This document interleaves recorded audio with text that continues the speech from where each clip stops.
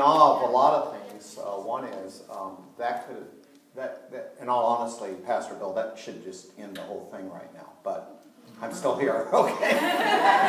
and the other thing I'm amazed about, by the way, my name is Chaplain John, chaplain in the jail, and Bill and Cheryl and I have known each other for some time now. In the 30 years of pastoring, and now 11 years of being a chaplain, this is the other thing that amazes me. Because the two big Sundays of the year are the Sunday before Christmas and, of course, Easter Sunday, right? Those are the biggies. When I was pastoring, I was always going to do a sermon. We're going to do something. But Pastor Bill wanted this to happen. God bless you. Wanted this to take place. And so for a pastor to give up the sermon during this time, that's a big thing. I mean, that really is. And I'm kind of in awe of that. I think it's been about 30 years now that I've been doing something. And other people can do far better at this. These biblical portrayals where over the years I brought people. In fact, I got the inspiration to do this really from Dean Jones. Now, some of you older people know who Dean Jones is. For your young people, he was a Disney guy, love bug and all that stuff. But he's a powerful Christian man. He went around it's called John in Exile. And boy, I want to encourage you, if you can get that DVD or whatever, watch it. It is powerful. And and now when Dean Jones does this, he puts on the good makeup. It's like you're coming to the island of Patmos, where he got exiled. If you remember, that's where he got the vision, revelations, and all that stuff. But really good. And I remember going, wow, I'd like to do something like that. So over the years, I've been bringing biblical characters, Peter, and Paul, not Mary, and John the Baptist, Moses, and even Judas has come in here. And I don't wear a lot of makeup. And in fact, all I do is, I know that this character probably didn't wear a hat like this. And I have a suspicion he did not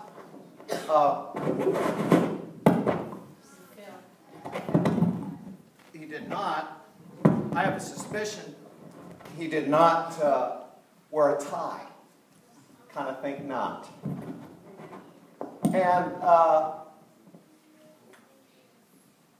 And I don't think he wore glasses. Kind of don't think he did that. And even though he was married, I don't think he had a ring on. Well, I may be stupid, but I'm not dumb. This stays on, okay? But never have I brought this individual before. Because Pastor Bill and Pastor Cheryl said they wanted this person to come and visit with you. First time I've ever brought this person here. And so what I'm going to do is kind of a mental preparation, I guess. Because I'm just going to, and all these characters do, they just wear the same robe. No makeup or anything. But my prayer and my hope is that it won't be me that you're going to be seeing. My prayer and hope is it will be this character sharing his story. While John is preparing, I want to read you from the Word of God in Deuteronomy chapter 6, verses 4 and 5. Hear the words of Moses. Hear, O Israel, the Lord our God, the Lord is one. Love the Lord your God with all your heart, with all your soul, and with all your strength.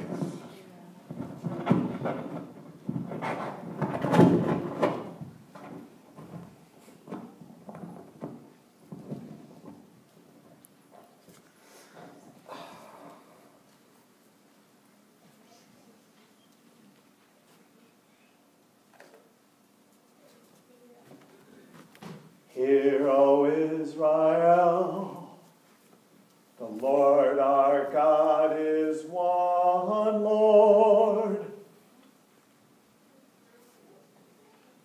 You shall love the Lord your God with all of your heart.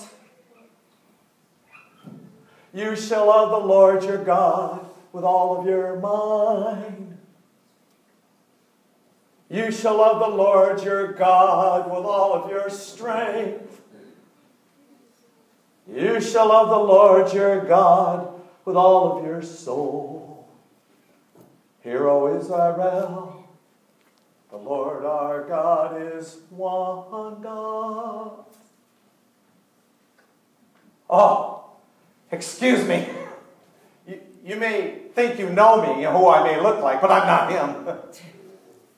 You see, when we come, we can look like whoever we want. We just have a tendency to look like that guy a lot. For some reason, I don't know why.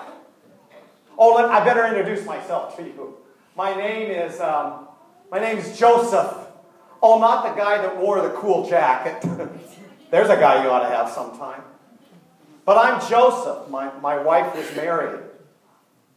I guess you would say I'm the stepfather of Jesus.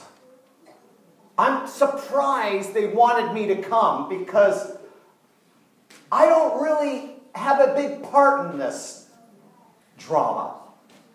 I mean, I'm not even in it that much. But be as it may. Oh, by the way, that song or that passage, I need to share something with you. That was taught by my father. It was probably taught by his father and his father and his father. That's what Moses said to teach your children this. Ingrain it in them.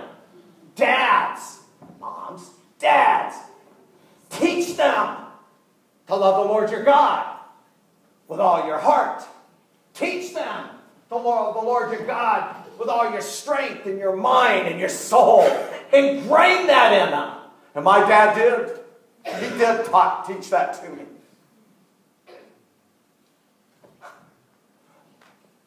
Mary and I were married. I need to share that with you. We weren't engaged, we were married. Now, marriages back in our days were a little different than maybe what you had. You see, a lot of times our marriages were arranged by the mama and the papa. I bet there's a lot of mamas and papas here that wish we could do that again. But they were arranged. We didn't fall in love. We learned to grow in love. See the difference? And Mary and I were married. She was a little younger than me, but we were married. And everything was together. We had not done the final consummation of our marriage. I mean, and you might ask, was I looking forward to that? Well, heck yeah. But it hadn't happened yet. And I was looking forward to it until that day she came to talk to me. And she shared with me this off-the-wall story that she was pregnant. And the Holy Spirit was involved in this. God was involved in this. Do you hear what I'm saying? Well, guys, what would you say? What would you believe? Yeah, right. And all I knew was that I had to end this. I had to end this marriage right away. Now, according to the law, I need to share with you something. According to the law, I could have had her stoned to death. Now, isn't that interesting? The woman gets stoned, but not the guy. Yeah. I don't know how that works, but I could. But I love Mary. And I didn't want anybody stoned to death. You need to understand something. I was going to divorce her quietly. Not to shame her. But that was my plan. And then in a dream, God sent an angel and said, Joseph, take her as your wife. This is God's doing. And I took Mary as my wife. Please understand this. We did not consummate that marriage until after Jesus was born. We were going to wait until then. And guys, we can wait. We are not animals. We can wait when God's timing, it's God's timing. Ladies, we can wait on God's timing. Now God forgives, amen. And there's consequence, but amen, he forgives. But we don't have to go by our instincts. Mary and I got married.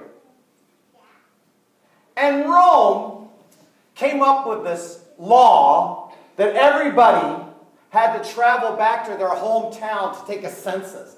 Taxes. Yeah, give me my share. You're 100% right. And so Mary had to go with me. And she was well pregnant at that time. It was a journey to take. And we walked, and I got a donkey, and she would ride on it. And not the most comfortable when you're pregnant. You women ought to know that. But we got to Bethlehem. And I was looking all over for a place for Mary and I. She was about ready to give birth. And I kid you not, every room was filled up. Every room was filled up. A lot of people were back in Bethlehem for the census. And there was no place. Except one gentleman said, he said, well, I know there's a place in the backyard. I got this cave, shack, stable.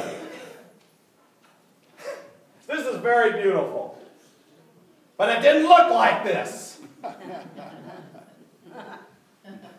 The animals were there. Do you know what animals do in a barn? In a stable? Do you know what it smells like? That's where God was born. In a stable. That's where God was born, in the pit of pits. Do you picture that yet? I didn't even think we totally got it then. But when Jesus was born, I think as time went on, we were getting more of a revelation of who he was. We knew this kid was special. Maybe the first revelation said, because soon after he was born, people came to the shack. And they were shepherds that came. And by the way, I need to share with you, back in our times, you know who the shepherds were? They were mainly women and children. They were the ones working. The guys were sitting around the campfire talking politics. But they came because they said they heard the angels singing. It was almost like they were singing, Gloria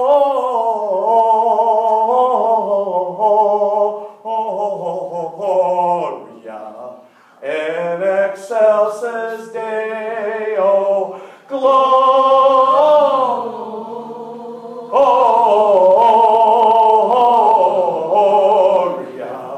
in excelsis Deo. They were singing loudly,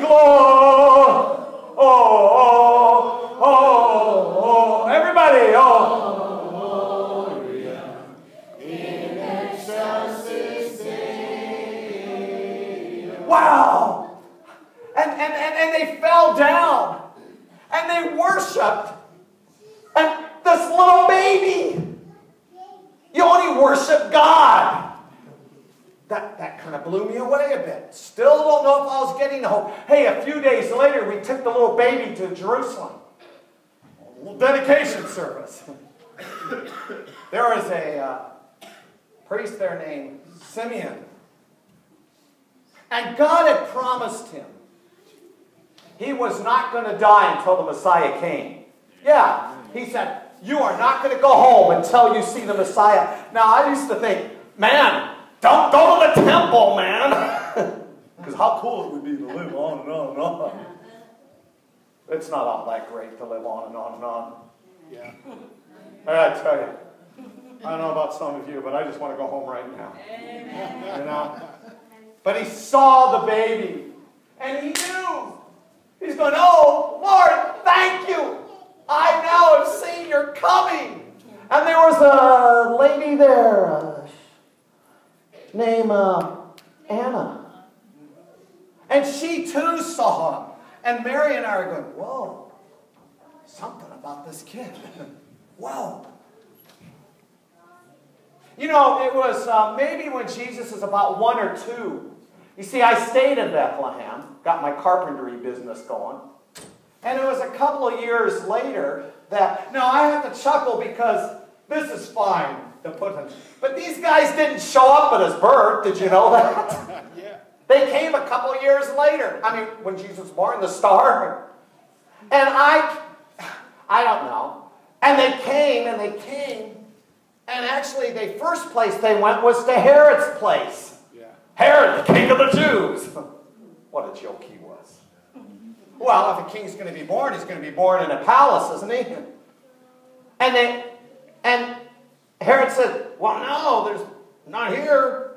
And Herod also had people that knew the prophecy, and they said that this child, this king, was going to be born in Bethlehem. And Herod told the wise guys, the magi. You know, if they'd been women, they might have gotten there quicker, because they would have asked for directions. But they got there, and Herod says, when you go to Bethlehem and find him, come back and report to me, because I want to worship him too. We went there. They went there and they knocked on the door. And we opened up the door. And they saw this little toddler. And as soon as they saw, they had like an epiphany. And all of a sudden they fell down and worshiped him. Do you hear what I'm saying? And Mary and I are going, what is this? You only worship God. And they fell down, and then they gave him some gifts. And I can't tell you if there are 3 or more or less, but I can tell you about the gifts. One of the gifts they gave, they laid down, was a gift of gold. And I'm going, that's not bad, gold. You know. You only give gold to a king. Wow.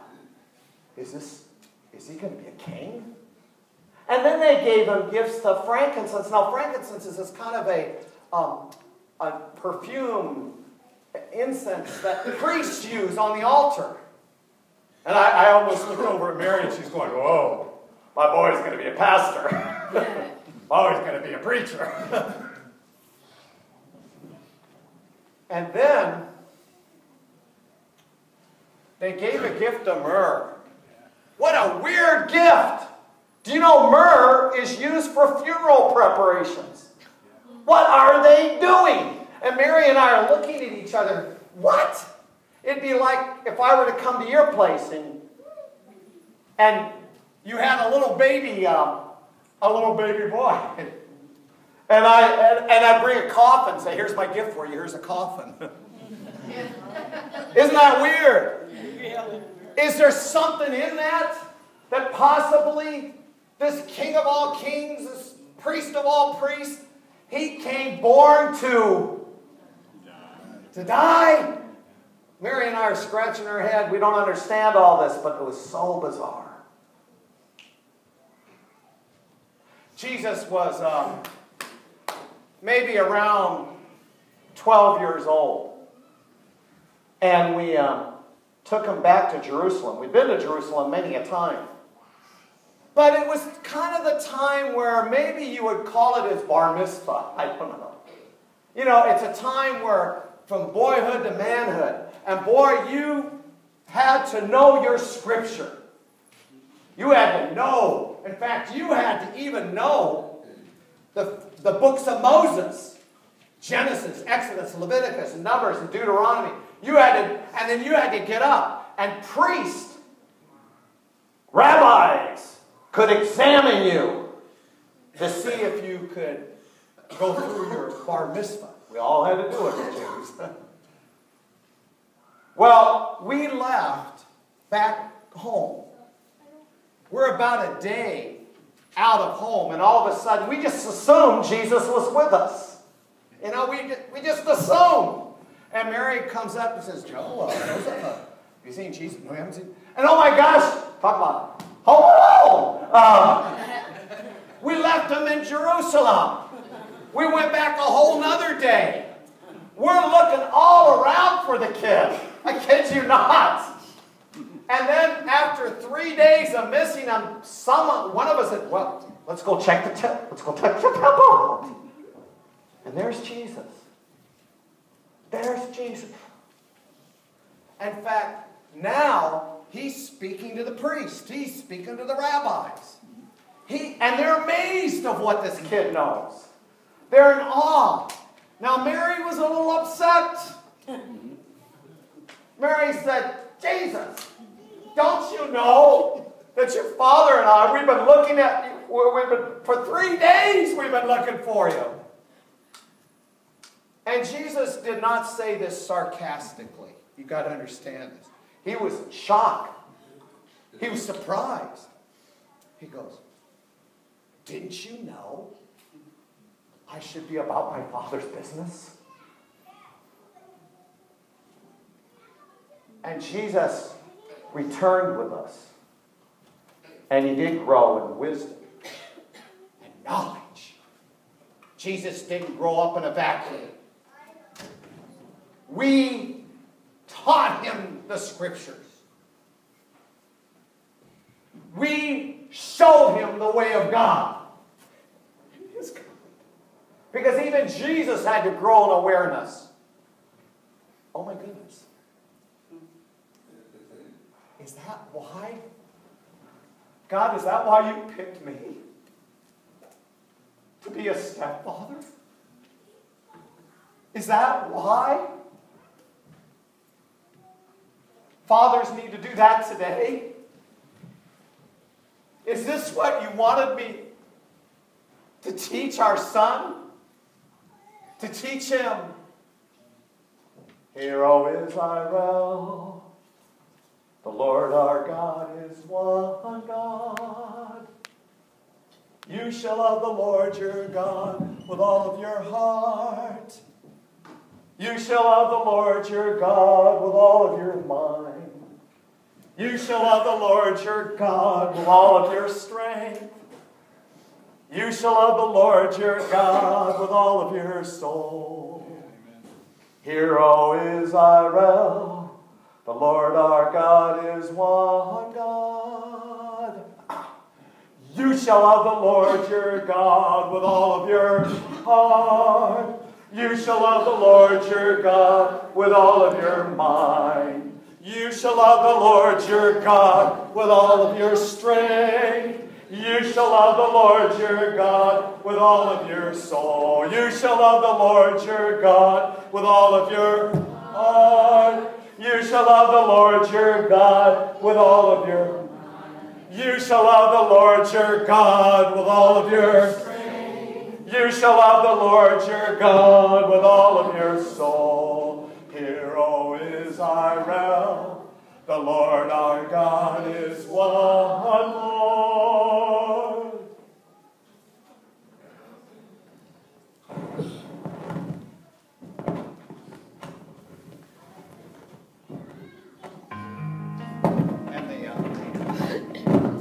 And the rope comes off along with the mic.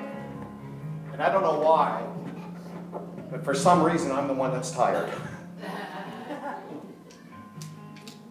This Advent, and that Advent's when we prepare for the coming of the Lord, and I appreciate Pastor Cheryl saying this more than once, but Advent is how we prepare for his coming again, right? And hope, peace, love, and joy. And here's how we're going to prepare. Love the Lord your God with all your heart, with all your soul. In the name of the Father, and the Son, and the Holy Ghost.